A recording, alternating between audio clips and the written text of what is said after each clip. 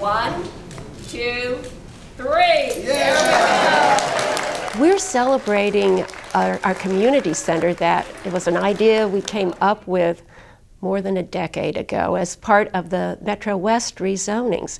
We thought that we really needed to have a community facility, a county public facility, to mitigate the impact of having so many more residents here as part of the development.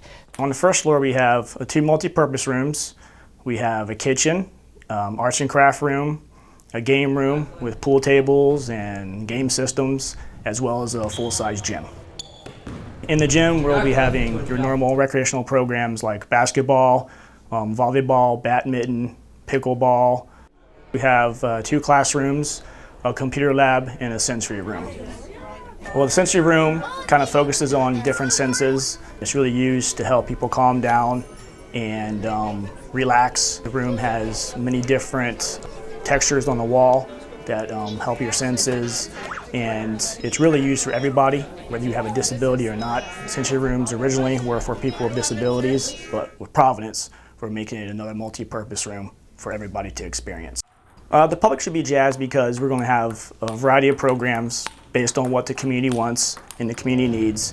I think it's going to be one of these new community centers that are going to be run and programmed based on what the public wants.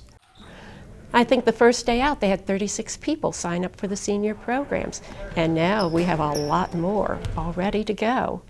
So that's just one element. The SAC program that we will be opening here for the school-age child care. We'll also have a number of kids coming in for that. Not to mention we've got kids already coming in for the computer lab, which is just right next door to my office. We have all of the kids coming in before and after school for the gym. Basketballs, dribbling. It's wonderful to see how people are really enjoying this space.